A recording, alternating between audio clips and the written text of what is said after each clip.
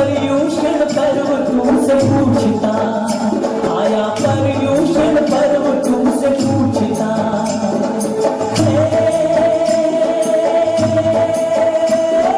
क्षमा किया कितनों को क्षमा किया, मान त्यागा दान किया, पर्यूषण पर्व तुमसे पूछता, अरे पर्यूषण पर्व तुमसे पूछता।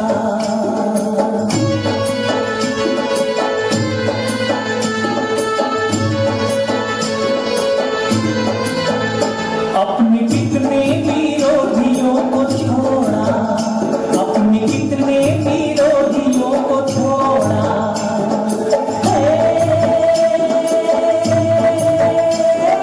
छल न किया, छल न करके कपट करने वालों को छोड़ा। क्या पर्यूषण पर्व तुमसे पूछता, अरे पर्यूषण पर्व तुमसे पूछता।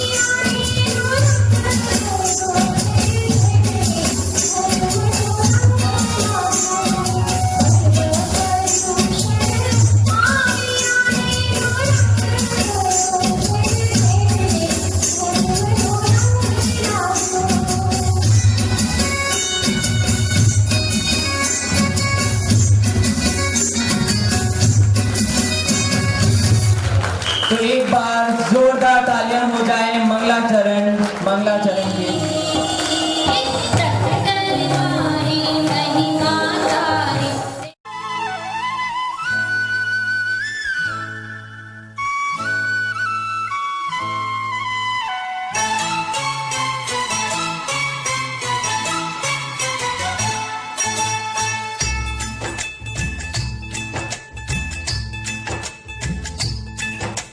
अब तक किए जो पाप वो धोने का वक्त आया, भक्ति तप और साधना करने का वक्त आया। आया पर्यूषण आया, जैनों का त्योहार आया हो, जैनों का त्योहार आया। जैन धर्म के सार को समझने का वक्त आया, क्षमा वीरस्य भूषणम कहने का वक्त आया। आया पर्यूषण आया, जैनों का त्योहार आया हो, जैनों का त्योहार आया।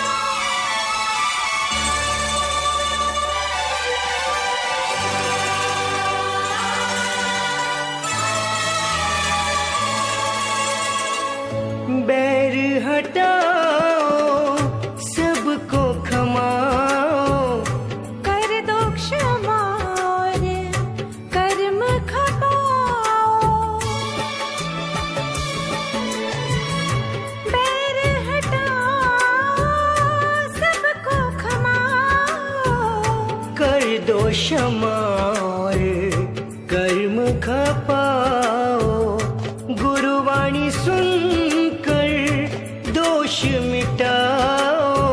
कल्प सूत्र सुनकर आनंद पाओ, एकासना करो व्यासना। तेला करो और तप साधना, सब पर वो करा जाए आया। जैनों का त्योहार आया हो, जैनों का त्योहार आया। अब तक किए जो पाप वो धोने का वक्त आया। भक्ति तप और साधना करने का वक्त आया। आया पर्युषण आया, जैनों का।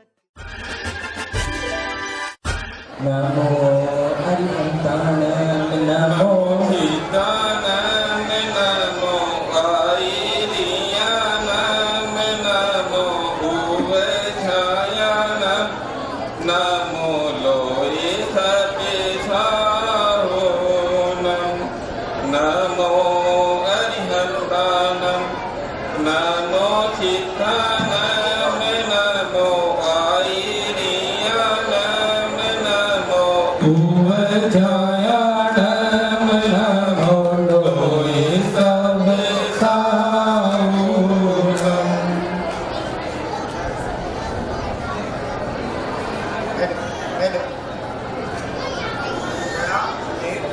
आज पर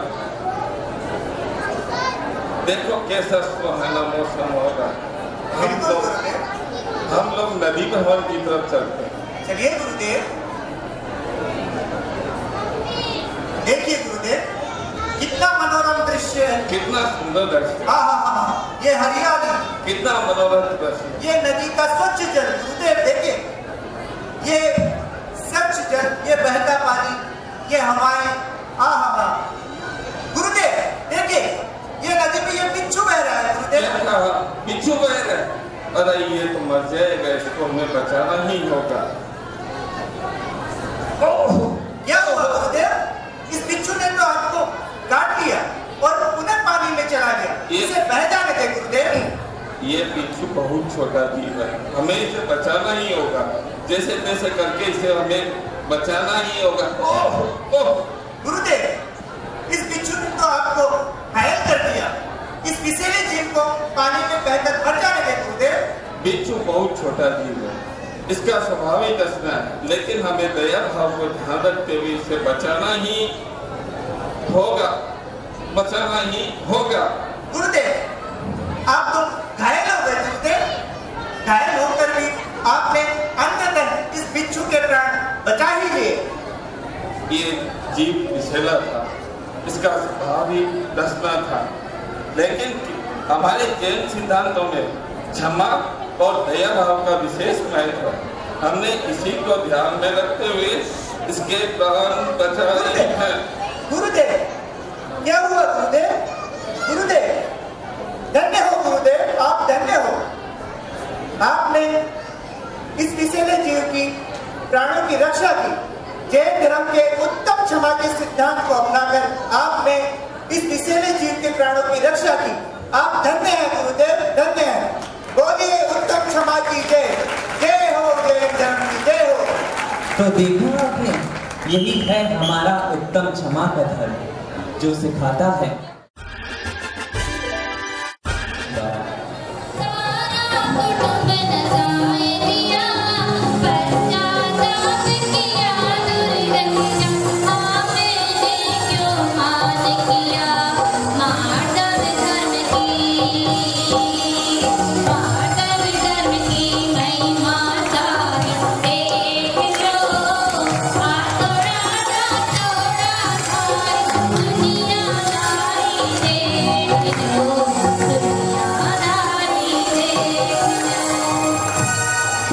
तो लीजिए आपको लिए चलते हैं उस दृश्य की ओर जहां से हम जानेंगे हमारे धर्म मार्दव उत्तम मार्दव माधव के बारे में। अरे ये क्या, उन वनवासी बालकों ने वानरों के साथ मिलकर लंका पे आक्रमण कर दिया। उनकी इतनी हिम्मत, उन्होंने लंकापति रावण के साम्राज्य पर आक्रमण करने का दुस्साहस किया। उन्हें मालूम नहीं मेरे पास यशस्वी लंका है, सहस्त्र असुरों की सेना है, मायावी अस्त्र शस्त्र है। तीनों लोगों में मेरे सिवा बलशाली योद्धा, प्रखान पंडित, शास्त्रों का ज्ञाता, अनेकों सिद्धियों का दाता कोई नहीं है। हे प्राणनाथ, आप इतने दुखी क्यों हो रहे हैं? अभी भी समय है, आप सीता को लौटा दीजिए और दशरथ पुत्रों से संधि कर लीजिए। इसी में हम सबकी भलाई है महाराज, हम सबकी भलाई है। हैं? तुम मुझे सिखा रही हो? मैं इतना बलशाली शक्तिशाली राजा होकर उन वनवासी बालकों से संधि कर लूं? नहीं, कभी नहीं। आने दो उन्हें रणभूमि में, मैं उन्हें वहीं वध करूंगा। हे प्राणनाथ, मान जाइए प्राणनाथ, मेरी आपसे विनती है, आप अपने घमंड को छोड़कर घटना को विनाश से बचा लीजिए महाराज, बचा लीजिए। महाराज गजब हो गया महाराज। उन वनवासी बालकों ने मेघनाथ और कुंभकर्ण का वध कर दिया है और वानरों की सेना ने पूरी लंका को तहस नहस कर दिया है महाराज। उनकी इतनी हिम्मत, मैं स्वयं रणभूमि में जाता हूँ और उन्हें वहीं धूल चटा के आता हूँ। और इस तरह रावण युद्ध में चला जाता है, जहां उसका रावण और राम में युद्ध हुआ था। तो लीजिए आपके सामने वह दृश्य प्रस्तुत है।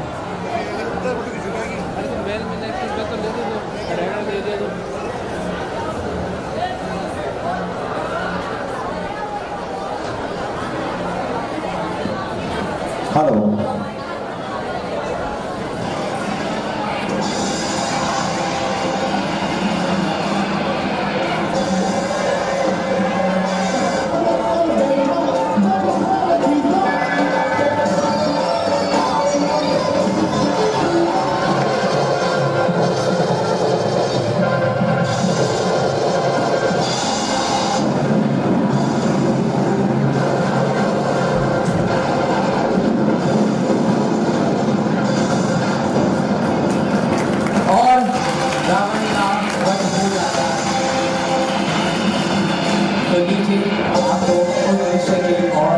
चलते हैं। स्वामी, स्वामी, स्वामी, ये क्या हो गया स्वामी? ये क्या हो गया? आप इतने बलशाली और शक्तिशाली लंकाधिपति का अंत हो गया। आप क्यों नहीं समझ सके महाराज कि मान का परिणाम सदैव पूरा होता है, और इसी मान के कारण आज आपने पूरी लंका को विनाश के कगार पर पहुंचा दिया महाराज। पूरी लंका को विनाश के कगार पर पहुंचा दिया, पूरी लंका को विनाश के कगार पर पहुंचा दिया महाराज, पूरी लंका को विनाश के। घमंड करे सो पायो नरक, घमंड करे सो पायो नरक, विनम्र रहे सो पायो मोक्ष। ऐसे थे एक रावण, ऐसे थे एक राम। मान किया मैं ही हूँ, बस मैं ही हूँ, बस पूरा जीवन यही कहा। सिर्फ मैं ही हूँ, बस पूरा जीवन यही कहा। ज्ञानी और वैभवशाली भी, तो देखा आपने, ज्ञानी और वैभवशाली भी मृत्यु शैया पे कुछ ना कर सका, मृत्यु शैया पे कुछ ना कर सका, मृत्यु शैया पे कुछ ना कर सका। तो बोलिए उत्तम माधव धर्म की। आज तो दूधी गांव का 10 डिग्री है, क्या काम था? बाहर में गए थे, वो पहले तो फिर लेने मत किया, कुत्ता बेची और कुत्ता छोड़ दी। वो तो बड़ी समस्या को काम होगा आज तो कमीशन कत्ता अपनी महंगाई की दूध की कमाई में बाहर पड़ेगो को नहीं भाईडा, क्यों तू जलो करना ही पड़ेगो। एक काम करो, वो पानी बढ़िया से सेक देते हो, 10 रुपये में टिका दू, ये बेरो बड़ा है दुनिया, कोई काम सही नहीं।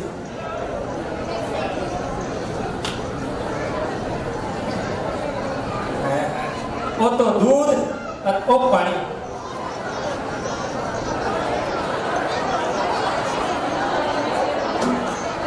शुभ काम अब क्या सही है देखो कैसे हो जाटो ही है चाची आपने तो बैठो देखो मैं एक बात बताऊंगी धंधा के बराबर धंधों को नहीं मैं न तो कोई जीएसटी लगे न कोई जीएसटी लगे आपने तो मौज होगी सुबह में 10 बजे दूध बेचो और पूरा दिन मौज करो ये कमाई के बाद आपने तो बैठ जाओ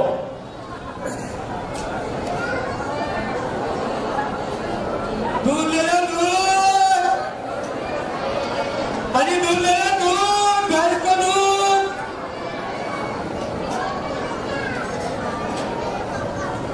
अरे शुद्ध दूध ले लो भैंस को दूध 50 रुपए किलो दूध ले लो दूध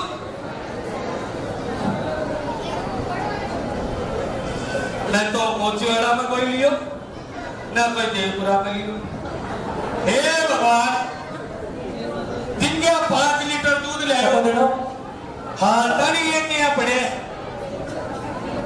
हे भगवान मेरा घर को खर्चों किया 4 सी कहा जाऊं कामड़िया काय काय करे लुगाई हाय हाय करे हे भगवान क्या पार पड़सी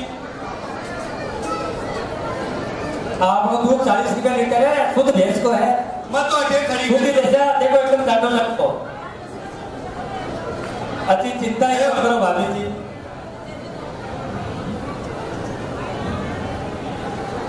आपने बराबर दूध को नहीं सीख करके मारे है काटो दूध है 40 रुपए में दे रहा लाइन ला के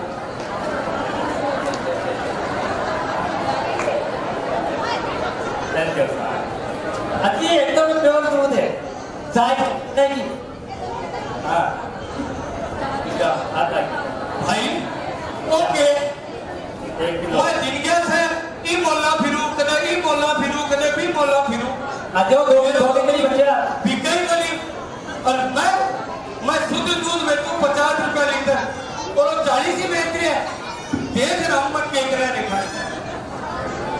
आप 40 रुपए का गाय ला रहे अब 2 लीटर ही बच्चे हैं ले लो साथ है ठीक है तो लेन आ गई है भाई के बात है देखो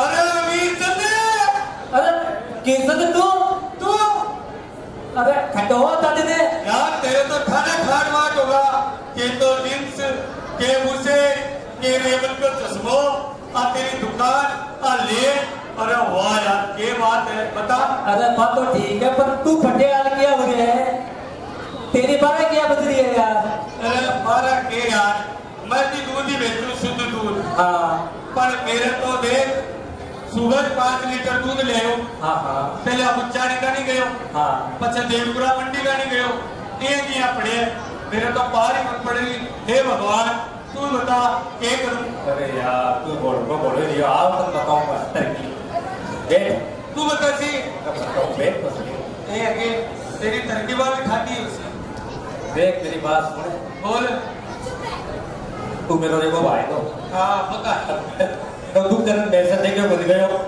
मैं तने बताऊं क्या काम कर तेरा वाला मेरा उतर तो ये भूमिका को बना रही है बताते जल्दी सी बताऊं वो दूध फाड़ने सी मेरा ये पड़े अरे कोई बात है आज के बाद में तो बताई कैसे मेरी बात तो सुने सुना जल्दी सुना आज की बात है कोई नहीं मत बता दे तू मेरी साइकिल तो नहीं ले तो कोई जल्दी आ गया देख दूध में मिलावट कर पूछी क्या बावड़ा है मैं शुद्ध दूध बेचूं शुद्ध अरे मैं भी शुद्ध बेचूं देख आपने बोला मैं कितनी इज्जत है मैं शुद्ध दूध का मामला में लाइन लाके अब मैं तक आधा लीटर भी कोई तेरे लोग मतलब हाँ बोल आधा लीटर भी कोई बता है 2:30 बजे सड़क के आसर लो दूध अरे क्या मैंने बता तो सही देख मैं 10 लीटर दूध चाहिए हाँ बिका मैं 10 लीटर पानी फेंकूं अच्छा फिर लीटर उठो हाँ आपने तो पकड़ के कमाई ये 10 लीटर दूध दी 400 रुपया पानी मिलाए तू अरे तो कुछ मेरे पड़े है बावड़ा है तो वहां पे छल कपट है तो अरे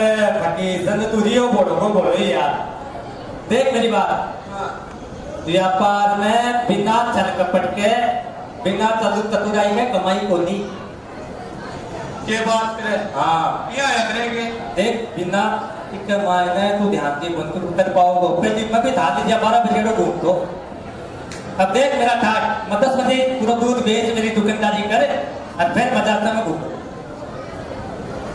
पर यार निर्जन मेरे तो तेरी बात को मन तो बड़ा डर लगे मैं तू जाने मत तो तेरे समझाने को काम हो मैं तो आया का काम कर सकूं चालू बात तो चालू तू तो ज्यादा है मैं तो मेरा दूध बेच रहा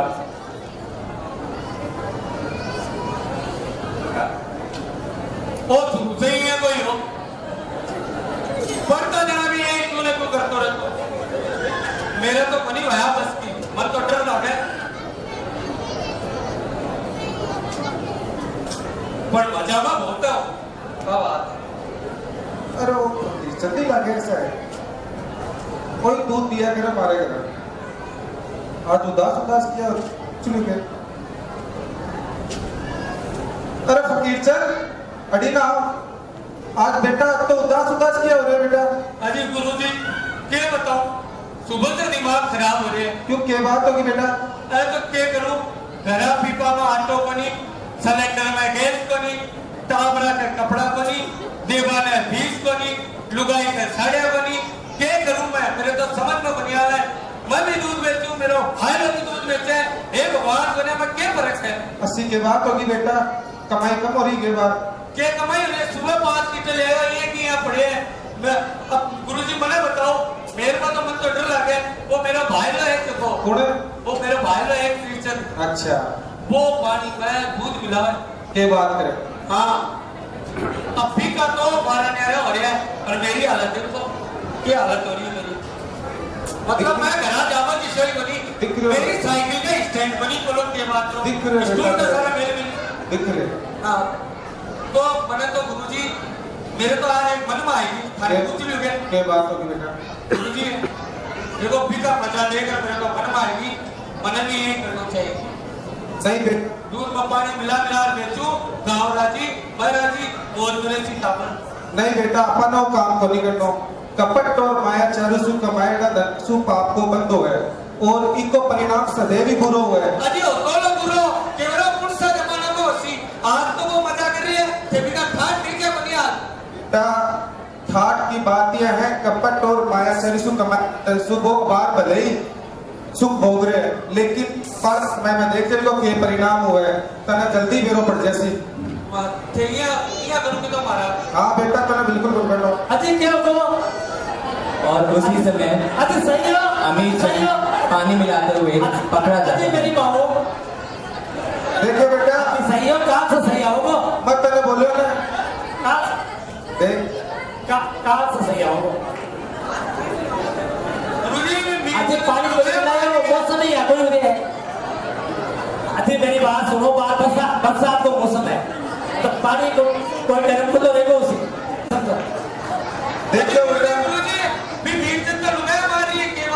देख बेटा बोलो ना कि पाप कर्म दे हो गोभी को वो कपट और माया चारी सुख कमाएड़ा धन करो सुख भोग रहे हो अभी को परिणाम भी बिना मिल गो इसलिए मैं तना बोलियो कि कपट और माया चारी तना बिल्कुल को नहीं करनी मने समझ में आ गई महाराज मने बिल्कुल समझ में आ गई दूसरा बेटा आज के बाद में कदे छल कपट की मन में ही कर जाओ कोई आपको आदो धर्म है कोई आपको आदो धर्म है और आदो धर्म की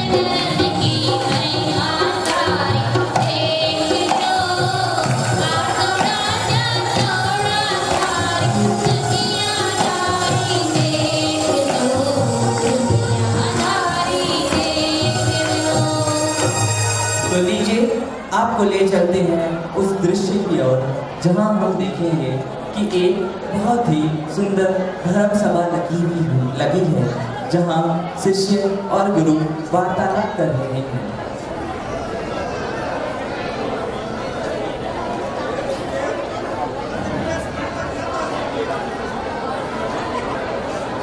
गुरुदेव, अजन्यवष्ट्यम का क्या तात्पर्य है? हे शिष्य, अजन्यवष्ट्यम अर्थात हवन कार्य के लिए बकरे की बलि देना ही अति उत्तम होता है। नहीं नहीं गुरु मित्र, ये आप क्या कह रहे हैं? इस वाक्य का अर्थ तो 3 वर्ष पुराना धान होता है, ऐसा आपके पिताजी अर्थात हमारे गुरु ने बताया था। नहीं नहीं नारद, तुम्हारा अर्थ गलत है। अज अर्थात बकरा ही होता है। नहीं नहीं गुरु मित्र, ऐसा बोल करके आप हिंसा को बढ़ावा दे रहे हैं। तुम अपना काम करो नारद, आखिर मैं तुम्हारे गुरु का पुत्र हूँ। मेरे कार्य में बाधा डालने की कोशिश मत करो। नहीं नहीं, ये आप गलत कर रहे हैं। इसलिए आप विवाद ना करें। क्यों नहीं इसका निर्णय राजा वसु के समक्ष किया जाए? वह भी तो आपके सहपाठी थे। ठीक है, ऐसा ही करते हैं। चलो राजन के पास चलो। और इस तरह सभी पर्वत गुरु नारद एवं शिष्य धर्म सभा से उठकर राजा वसु की ओर जाने को होते हैं। तो अब जानेंगे हम दूसरे दृश्य में कि पर्वत गुरु क्या करते हैं और किस तरह अपने जवाब का हल ढूंढने का प्रयास करते हैं और खुद को सत्य बताने का प्रयास करते हैं। चिंतित और भयभीत नजर आ रहे हो, क्या बात है? प्रणाम माता। माता, आज मेरे पुराने मित्र नारद ने मेरे कार्य में बाधा डालने की कोशिश की। वह कहता है आज का अर्थ 3 वर्ष पुराना धान होता है, जबकि मेरे अनुसार आज का अर्थ बकरा बताया गया है। हाँ, वह तो ठीक है। तुम्हारे पिता खुद ऐसा रट के धारे थे, फिर भला आज का अर्थ बकरा कैसे बता सकते हैं? लेकिन माता, इस बात को लेकर हमारे बीच विवाद उत्पन्न हो गया है और इसका निर्णय अब राजा के समक्ष ही होगा और वह इस असत्य के मुझे अवश्य दंडित करेंगे। माता,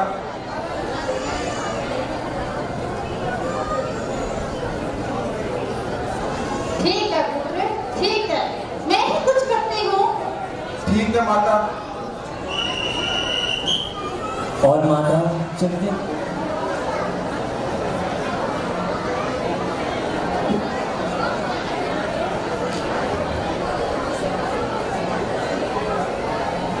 आओ गुरु माता, आओ प्रणाम स्वीकार करो।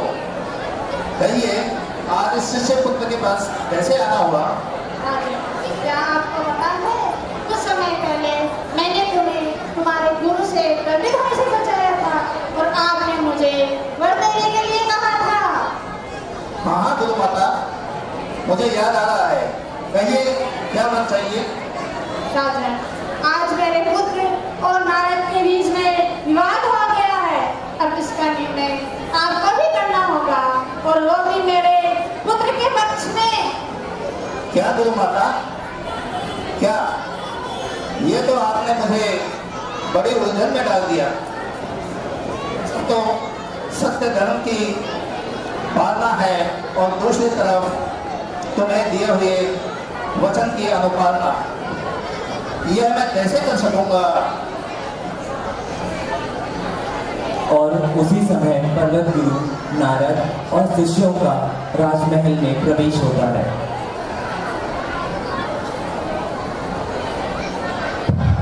राजन प्रणाम। हे राजन, आपको मालूम होगा अजन्य वैष्णव का अर्थ 3 साल पुराना धान होता है, ऐसा हमारे गुरु ने बताया था। नहीं नहीं, ऐसा नहीं हो सकता। आज का अर्थ बकरा ही होता है। हे प्रजाजनों, अजन्य का अर्थ तो यही होता है कि किसी भी हवन कार्य में बकरे की बलि देना अति उत्तम होता है। हे राजन, आपका सिंहासन हिलने लगा है, कृपया करके आप सत्य कह दीजिए। मैं बिल्कुल सत्य कह रहा हूँ, जो कहना है वही सत्य है।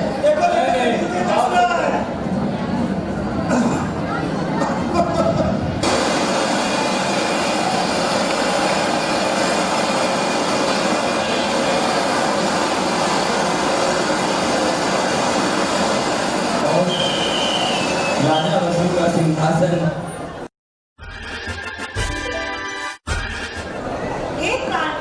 आप 2 साल से आए हैं, आपने तो खूब शास्त्र काशी में खूब शास्त्र तो अनेक पुराणों का अध्ययन किया होगा। हाँ, क्यों नहीं, मैंने अनेकों शास्त्रों और पुराणों का अध्ययन किया है, इससे मेरी विद्वता में अभिवृद्धि हुई है। ओहो, आप तो काफी बड़े विद्वान बने, क्या आप मेरे प्रश्न का उत्तर सकते हो? हाँ, क्यों नहीं, पूछो, क्या पूछना चाहती हो? तो बताइए, बाप आप कौन है? बाप का ये कैसा सवाल है? बाप तो सभी समान होते हैं। नहीं, इससे मन की जिज्ञासा शांत हुई। तो ठीक है, तुम्हारे सवाल का जवाब मैं ढूंढ के लाता हूँ। हाँ, ठीक है।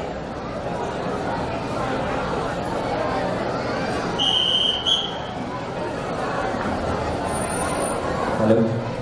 और पंडित जी अपनी पंडिताई का सवाल का जवाब ढूंढने के लिए घर से निकलते हैं बाजार की ओर।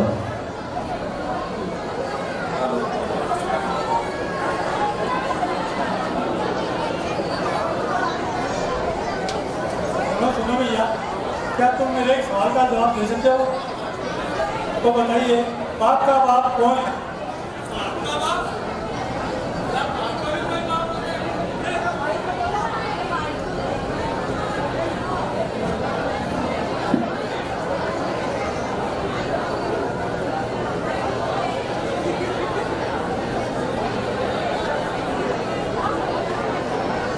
सुनो भैया, क्या तुम मेरे एक सवाल का जवाब दे सकते हो? तो बताइए, बाप का बाप कौन है?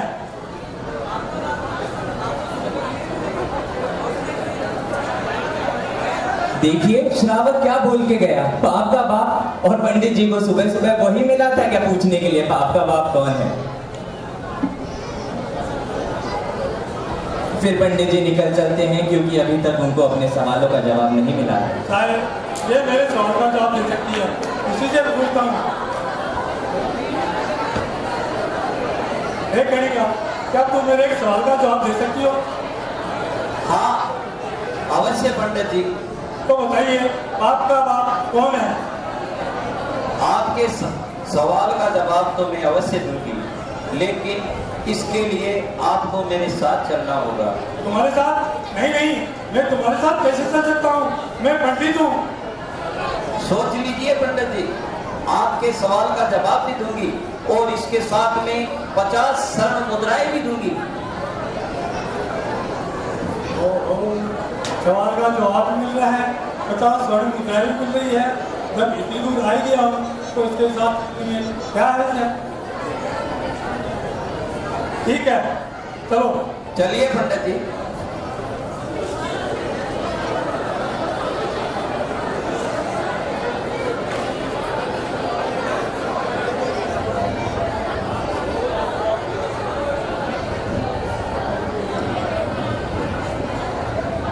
देखिए पंडित जी, आपके लिए मैं जलपान की व्यवस्था करती हूँ। जलपान? नहीं, मैं तुम्हारे यहाँ जलपान कैसे ग्रहण कर सकता हूँ? मैं पंडित हूँ। देख लीजिए पंडित जी, आपके सवाल का जवाब भी दूंगी और इसके बदले में मैं 100 स्वर्ण मुद्राएं दूंगी। कुछ तो ले लीजिए ना।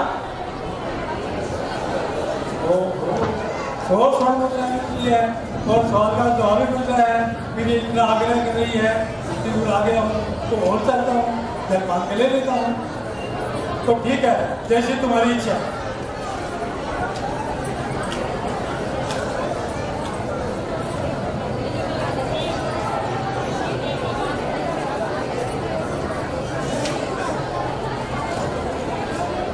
कृपया सभी से निवेदन है, वाह, शांति बनाए रखें। वाह पंडित जी वाह, आपने तो मेरी कुटिया ही पवित्र कर दी। अगर आपको हर्ज ना हो तो एक बात पूछूं, ये भोजन मैं आपको अपने हाथों से खिला दूं? नहीं नहीं, मैं तुम्हारे हाथों से कैसे भोजन खिला सकता हूँ? मैं पंडित आदमी हूँ। देख लीजिए पंडित जी, आपको मैं 100 स्वर्ण मुद्राएं के ये खाना खाने के बदले में 200 स्वर्ण मुद्राएं दूंगी।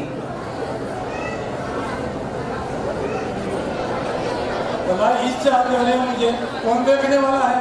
ऊपर से 200 स्वर्ण मुद्राएं भी मिल रही है। ठीक है, जैसा तुम चाहो।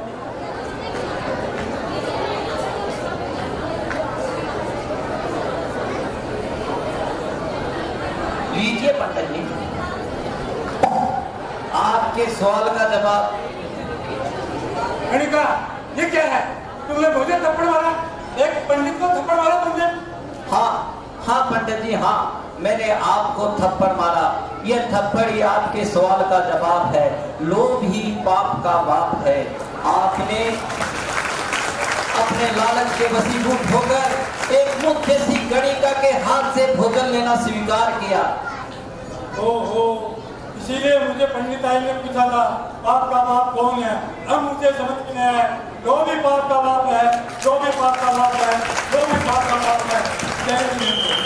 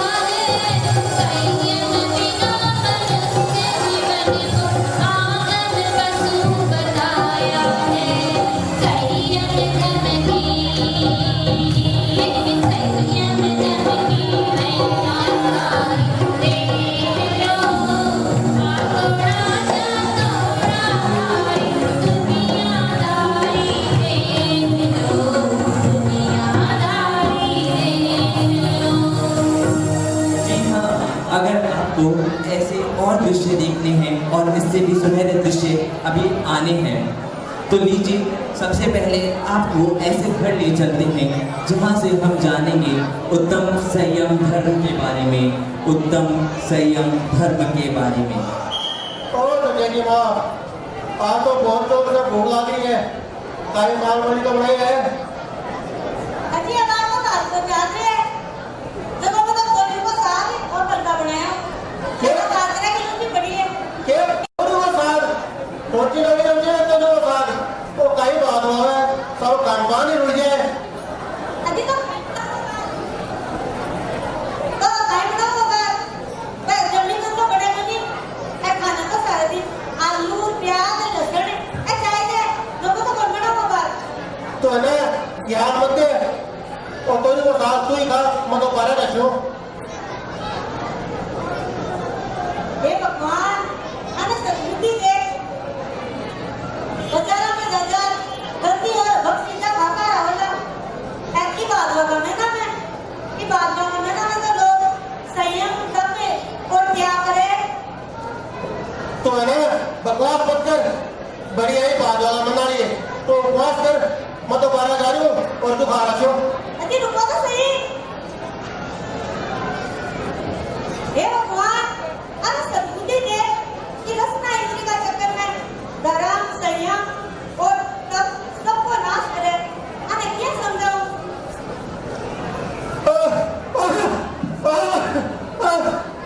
छुटेगी माँ, छुटेगी माँ।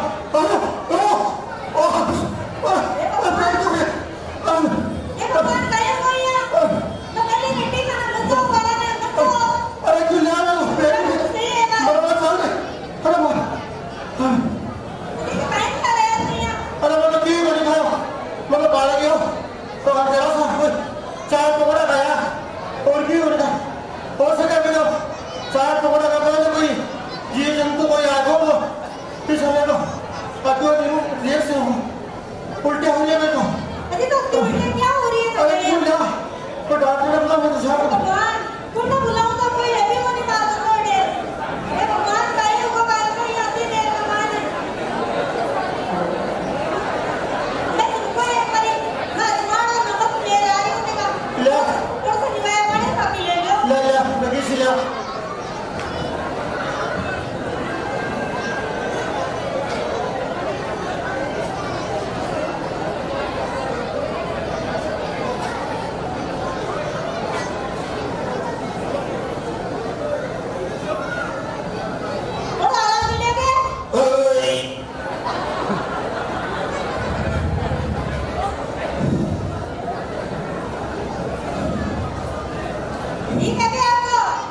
हाँ थोड़ा ठीक।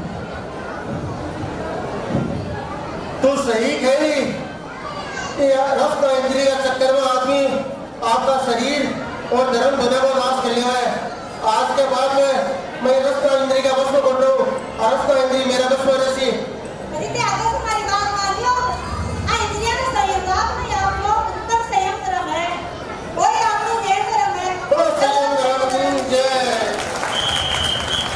तो देखा आपने, भोजन हो या हो जीवन, अन्यथा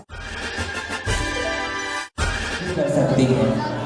तो अब जब धार सकते हैं हर संयम, तो अब जब हम धार सकते हैं संयम, तो देखेंगे कैसी होगी हमारी तप की महिमा, कैसी होगी हमारी तप की महिमा।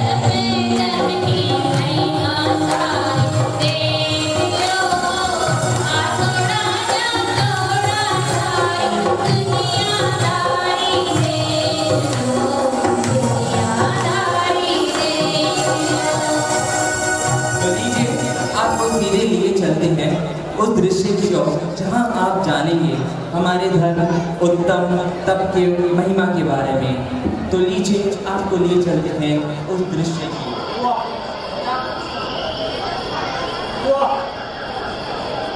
क्या सुंदर दृश्य, चारों तरफ हरियाली हरियाली, जंगल को जैसे जीवन हो उठा। ये पक्षियों की चहचहाट इतनी अच्छा लग रहा। क्या रमणीय दृश्य, क्या देखिए राजा, देखिए दिगंबर जैन मुनि मन में तपस्या कर रहे हैं। चलो चलो उनके दर्शन करते हैं। क्या कहा? दिगंबर जैन मुनि? ये कैसे मुनि होते हैं? ये तो मुझे कोई नंगा ढोंगी बाबा लगता है। मैं इन्हें नमस्कार करूं? नहीं नहीं, ये नहीं हो सकता। नहीं राजन, ऐसा मत कहिए। दिगंबर जैन मुनि तो बड़े त्यागी और तपस्वी होते हैं। वो तो तप और साधना में लीन रहते हैं। उनके ऊपर तो कोई भी उपसर्ग और विघ्न आ जाए फिर भी वो विचलित नहीं होते हैं। उनका तो आशीर्वाद मिल जाए तो जीवन धन्य हो जाता है स्वामी, धन्य हो जाता है। बड़ी आए मुनि भाई, मुझे नहीं जाना है। मैं देखूंगा उनकी तप और साधना को। चलो चलो अभी महल की तरफ चलते हैं। चलो। और दोनों महल की तरफ निकल जाते हैं। और कुछ समय पश्चात राजा श्रेणी फिर से उस वन की ओर लौटते हैं।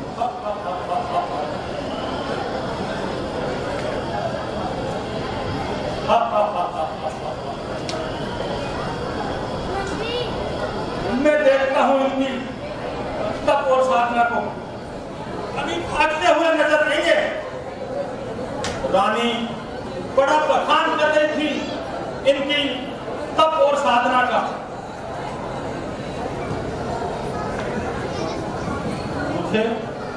मुझे कुछ ऐसा करना चाहिए कि ये पीड़ा से मिला हो गए और इससे भाग जाए।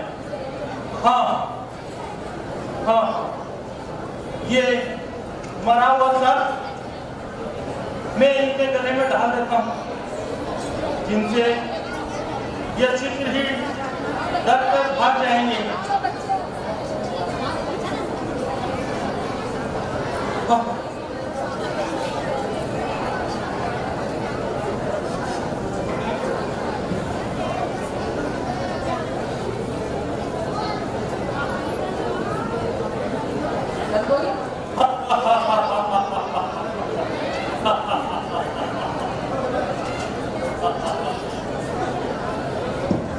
और राजा सैनिक मुनि श्री के गले में मरे हुए शव को ढालकर वहां से चले जाए। तो देखिए ऐसे मुनि की तप साधना, गले में सर्प है मरा हुआ, उस पे है कीड़ी मकोड़े, फिर भी वो है अपनी साधना में लीन, वो है अपने तप में लीन, अपने तप में लीन। और 3 दिन बाद राजा सैनिक और चेला उसी जंगल में पुनः पहुंचते हैं।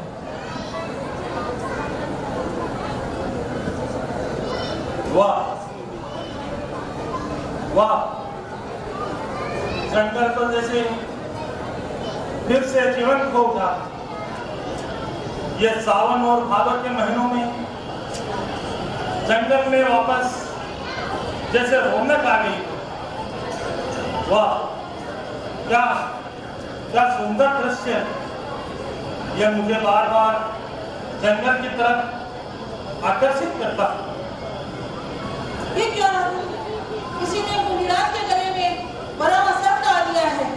इनके शरीर में तो कीड़े मकोड़े चीटियां चल रही है, फिर भी ये तपस्या में लीन है। मुझे तो इनका उपसर्ग दूर करना है राजन, मुझे तो इनका उपसर्ग दूर करना है।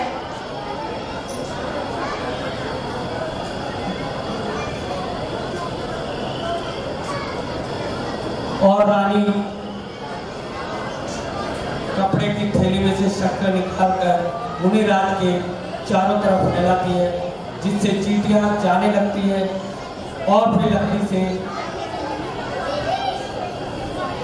मुनिराज के गले से सर्प को उतार देती है।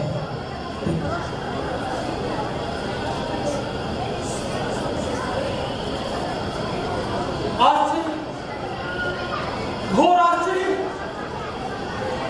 ये मुनिराज को इतनी कष्ट और पीड़ा में भी अपने तप साधना से तनिक भी विचलित नहीं हुए। धन्य है मुनिराज, धन्य है। ये मुझसे कैसा अपराध हो गया? हे भगवान, ये मुझसे कैसा हो गया? हे भगवान। क्या राजन, ये अपराध आपने किया है? इतना बड़ा घोर अपराध आपने किया है राजन। कि ये ऐसा घोर अपराध आप कैसे कर सकते हैं राजन? चलो मुनिराज के पास चलते हैं और उनसे आशीर्वाद देते हैं और इस घोर अपराध के लिए क्षमा मांगते हैं और व्रत ले लेते हैं। स्वामी, क्षमा मांगकर व्रत ले लेते हैं। हमारा जीवन सुख में हो सदा रहेंगे।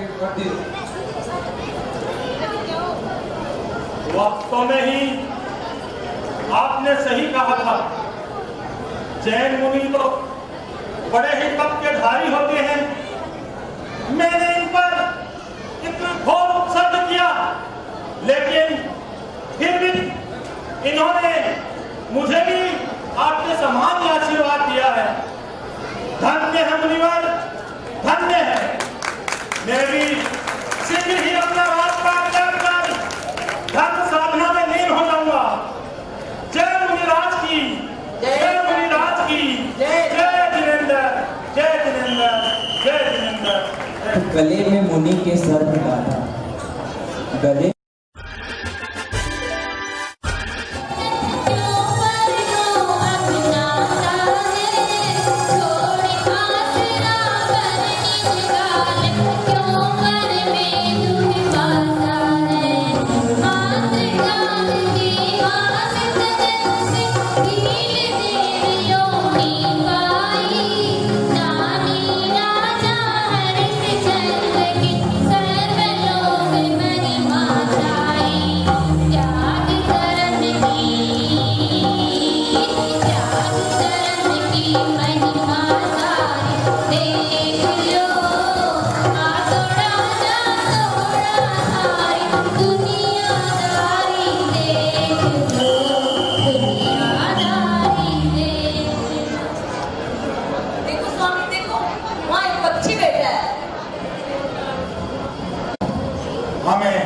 छोटे पक्षी का शिकार नहीं करना है, हमें तो कोई बड़े पक्षी का शिकार करना है।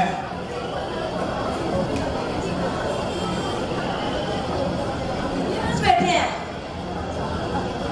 देखो देखो इधर देखो, कोई दिवंगत मुनि आपका साधना कर रहे हैं। चलो चल के दर्शन करते हैं।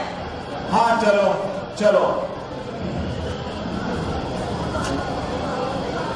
हमें तो ऐसे साधु संतों का दर्शन करना चाहिए। वैसे भी हमारा जीवन तो पापों का साधन है। हमारा खान पान, रहन सहन, आचार और विचार सभी हिंसा से परिपूर्ण है। हे स्वामी, आप सही कह रहे हो। अपना जीवन पापों से भरा पड़ा है। चलो चल के कुछ त्याग करते हैं और इस पापी जीवन को सफल बनाते हैं। चलो। नमोस्तु महाराज। नमोस्तु महाराज। नमोस्तु महाराज।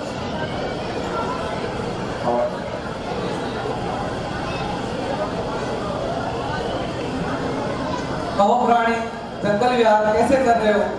महाराज, हम तो वीर हैं, जीव जंतुओं का शिकार करके ही अपना जीवन यापन करते हैं।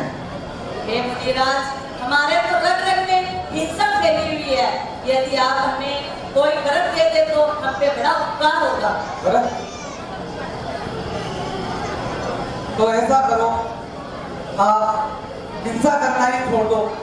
नहीं नहीं महाराज, हम हिंसा करना कैसे छोड़ सकते हैं? इसी से तो हमारा जीवन यापन होता है। आप तो हमें कोई छोटा सा वक्त दे दीजिए। तो ऐसा करो, जीवन भर कौवे का मांस का त्याग कर दो। ठीक है, कौवे का मांस का ही त्याग करना है। हम इस व्रत का दृढ़ता से पालन करेंगे महाराज। जीवन भर। नमस्ते महाराज। नमस्ते महाराज।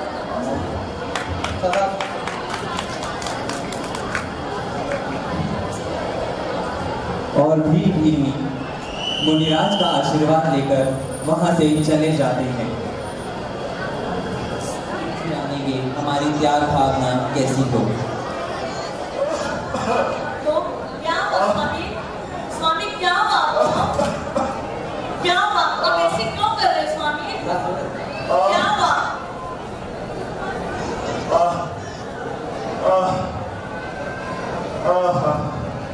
आइए बेटी आइए, इन्हें देखिए इन्हें क्या हुआ है।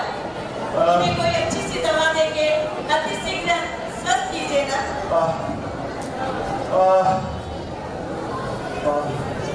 ओह, इनके शरीर में तो जहर फैल गया है। क्या जहर फैल गया है? इसे इन्हें कोई उपचार बताइए ताकि इनका जहर दूर हो सके। हाँ, इसकी दवा तो मेरे पास है, लेकिन उसे कौवे के मांस के साथ देने पर ही विष दूर हो सकता है। क्या? कौवे का मांस? ठीक है, आप दवा लीजिए, मैं कौवे का मांस लेके आती हूँ। नहीं नहीं, मैं दवा नहीं ले सकता। मैंने जैन मुनि के सामने कौवे का मांस का त्याग किया है। नहीं प्राणा, आप ये क्या कह रहे हो? आप व्रत थोड़ी तोड़ रहे हो, आप तो अपने प्राणों की रक्षा कर रहे हो। केवल एक कौवे का मांस ही तो ले रहे हो। ले लो प्राणा, दवा ले लीजिए, दवा ले लीजिए प्राणा, दवा ले लीजिए। नहीं, मैं ऐसा नहीं कर सकता। मैं अपने वचन को दृढ़ता से निभाऊंगा, चाहे मेरे प्राणी क्यों नहीं चले जाए। त्यागी हुई वस्तु का मैं कभी भी सेवन नहीं करूंगा।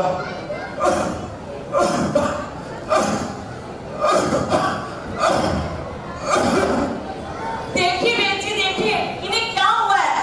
ये बोल क्यों नहीं रहे बेटी? देखिए ना, इन्हें क्या हो गया? इन्हें क्या हो गया बेटी? देखिए ना, देखिए इन्हें क्या हो गया बेटी? देखिए। नहीं, ऐसा नहीं हो सकता है, ऐसा नहीं हो सकता है। कान्हा, धन्य हो गए, आप धन्य हो गए। आपने तो आप अमर हो गए कान्हा, अमर हो गए। आपने तो धर्म त्याग का व्रत करते हुए अपना प्राण त्याग किए, प्राण त्याग किए। हे कान्हा, हे कान्हा, ये क्या किया आपने? तो मुझे धर्म त्याग का मतलब समझा दिया। धर्म त्याग का मतलब समझा दिया। जी हाँ, धर्म त्याग का मतलब हमें समझा दिया। और यही त्याग भावना हमारी प्राण भी जाए तो पर त्याग का धर्म ना छूटे कभी, त्याग का धर्म ना छूटे कभी, ताकि उस भील जैसे हम भी किसी भव में बन जाए महावीर, हम भी किसी भव में बन जाए महावीर। तो बोलिए महावीर भगवान।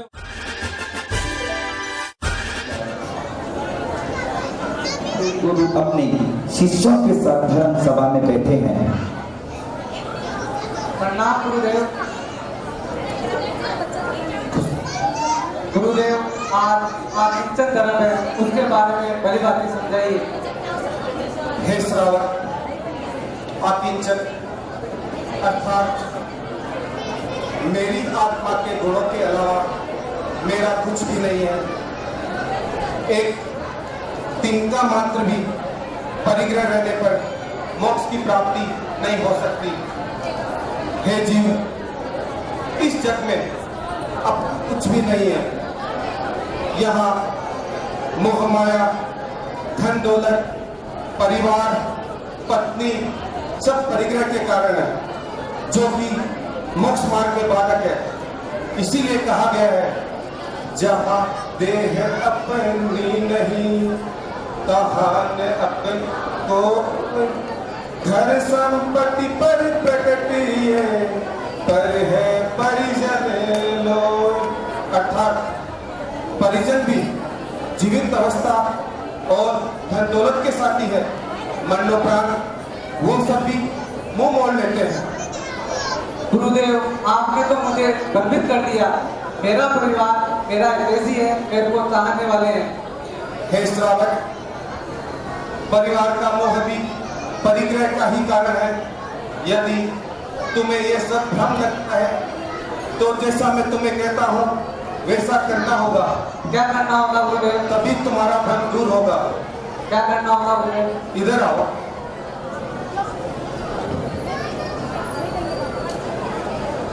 फिर देखो क्या होता है।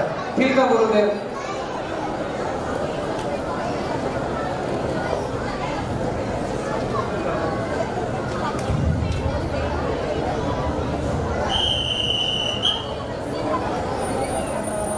देखिए अगले दृश्य में भैया से मुलाकात नहीं हुई, चलो भैया से मिलकर आता हूँ।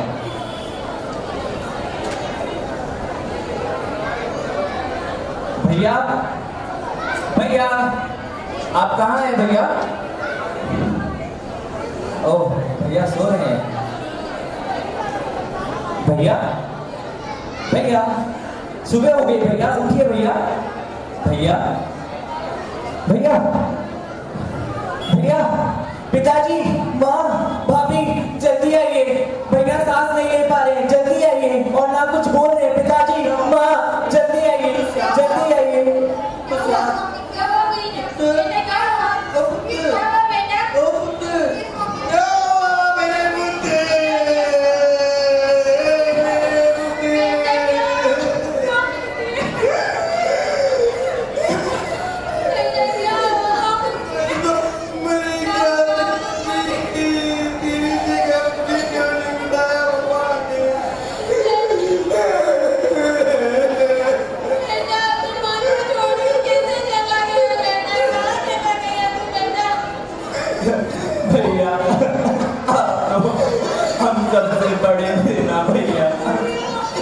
आप हमको छोड़कर क्यों चले गए भैया?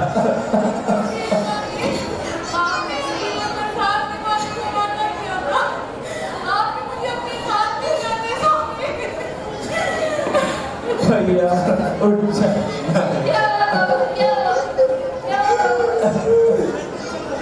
पिताजी। क्या हुआ? आप सब लोग क्यों विलाप कर रहे हो? गुरुदेव, हमारे परिवार का सबसे प्रिय सदस्य हमें छोड़कर चला गया गुरुदेव। शांत हो जाओ, शांत हो जाओ। ऐसा करने से वह वापस नहीं आएगा। मेरे पास एक मंत्रित जल है, जिसे जो भी परिजन पिएगा वो इसके स्थान पे मर जाएगा और यह जीवित हो जाएगा। क्या गुरुदेव, ऐसा हो सकता है गुरुदेव? अवश्य, अवश्य ऐसा हो सकता है। आप में से कोई भी इस मंत्रित जल को पीना चाहता है तो वो आगे आए।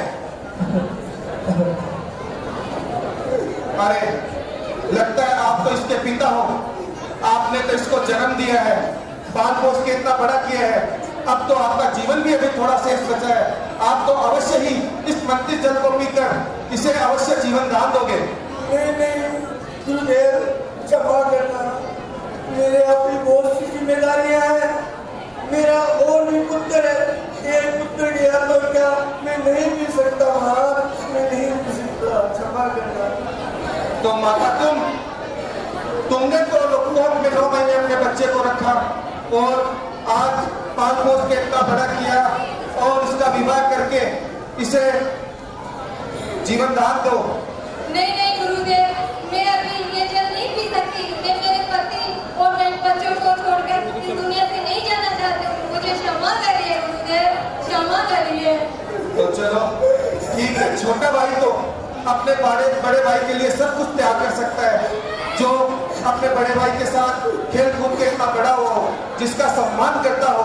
तो छोटा भाई तुम इस मंदिर जल को पीकर इसे अवश्य जीवन दान दोगे। गुरुदेव, मैं ये जल अवश्य पीता, लेकिन मैं तो अभी सबसे छोटा हूँ घर और मेरा अभी तक विवाह भी नहीं हुआ। मैं ये जल कैसे पी सकता हूँ गुरुदेव, कैसे? तो ठीक है, तुम तो इसकी अर्धांगिनी हो, तुमने तो अपने पति को जन्मों जन्मों तक साथ रहने का वादा किया है, तुम इस मंदिर जल को अपना जीवन धन्य करो। नहीं गुरुदेव, मैं ये जल नहीं पी सकती। मेरे तो अभी छोटे छोटे बच्चे हैं, मैं उनको छोड़ के नहीं जा सकती। मुझे क्षमा कर दीजिए गुरुदेव, मुझे क्षमा कर दीजिए। तो चलो ठीक है, तुम में से कोई भी इस मंदिर जल को नहीं पी रहा, तो मैं ही इस मंदिर जल को पीकर इसे जीवन दान दे देता हूँ। आप तो वैसे ही अकेले हैं और अपना जीवन अकेले ही यापन करते हैं महाराज। स्वामी, अरे क्या स्वामी? भैया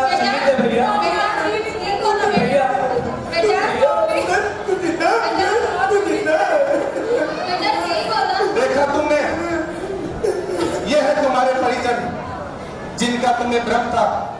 सुख में सब साथ देते हैं, दुख में कोई भी साथ नहीं देता। हाँ गुरुदेव, मुझे समझ में आ गया है, घर परिवार सब मोह माया का काम है। मेरी आज से आपके साथ मोह माया छोड़कर ब्रह्मांड में आपके साथ चलने के लिए तैयार। चलो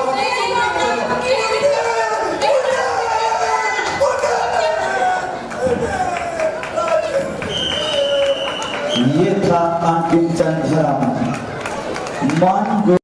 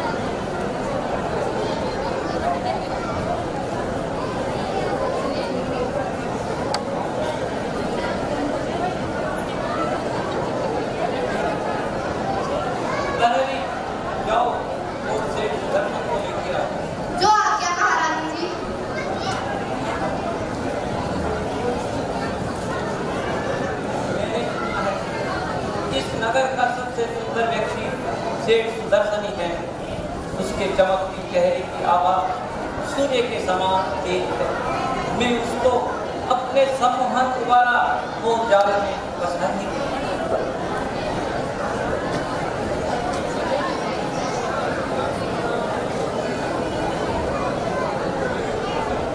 और पहली राजा रानी की आज्ञा से श्री सुदर्शन को लेने के लिए निकलती है और श्री सुदर्शन को रानी की महल में प्रस्तुत करने के लिए लेकर आती है। महारानी जी की जय हो, सेठ सुदर्शन हाजिर है। जय जिनेंद्र महारानी जी। आओ सुदर्शन सेठ, आओ, तुम्हारा ही तो इंतजार था। इस नगर की सबसे सुंदर व्यक्ति तुम ही हो और मैं तुम पर मोहित हो गई हूँ। और हमारे राजन दूसरे राज्य में गए हुए हैं, उनकी अनुपस्थिति का लाभ उठाते हैं। नहीं नहीं महारानी जी, ये आप क्या कह रही हैं? मैंने ब्रह्मचर्य व्रत ले रखा है। मैं स्त्री के अलावा किसी भी पर स्त्री की तरफ आंख उठाकर देखना भी महापाप समझता हूँ महारानी जी। ऐसा क्या कर हमारे सौंदर्य को देखो, इस नगर की सबसे सुंदर औरत आपसे आवृत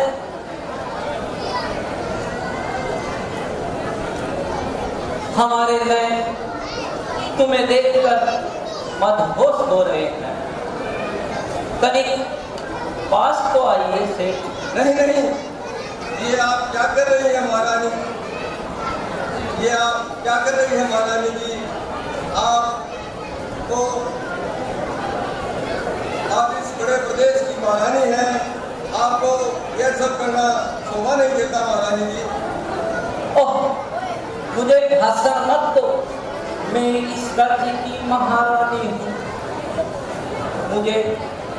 मैं जो जैसा कहती हूँ तुम्हें वैसा ही करना होगा, वरना इसका अंजाम अच्छा नहीं होगा। नहीं नहीं, ये सब ठीक नहीं है, मुझे जाना चाहिए, मुझे यहाँ से जाना चाहिए, यह महापाप है। अरे जाओ और सेठ सुदर्शन को राजन के पास लेकर जाओ और उन्हें कहो कि राजन, आपकी महारानी के साथ सेठ सुदर्शन ने अपकृत्य करने का दुस्साहस किया है, घोर अपराध किया है। जाओ प्रहरी, जाओ और सेठ सुदर्शन को राजन के पास लेकर जाओ। जो आज्ञा महारानी जी। और महारानी की आज्ञा पर प्रहरी सुदर्शन सेठ को महाराज के पास लेकर जाता है, जहां महाराज सेठ सुदर्शन को सूली पर लटकाने का आदेश देते हैं। ठीक ठीक।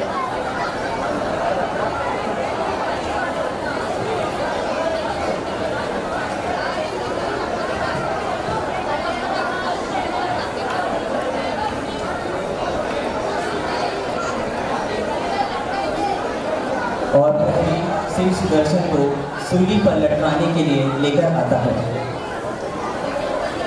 और जैसे ही सेठ सुदर्शन को सूली के समीप लेके आते हैं, ब्रह्मचर्य धर्म की पालना के परिणाम स्वरूप सूली सिंहासन बन जाती है, सूली सिंहासन बन जाती है, सूली सिंहासन बन जाती है। तो ये है, तो देखिए आपने, ऐसी है धर्म की महिमा कि सूली भी बन गई सिंहासन, सूली भी बन गई सिंहासन, सूली भी बन गई सिंहासन। तो बोलिए उत्तम ब्रह्म।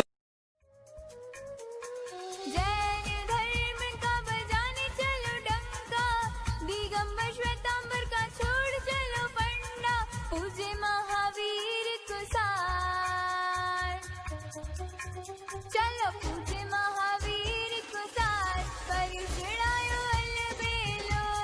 पूजे महावीर को सार पर चढ़ायो अलबेलो। पूजे महावीर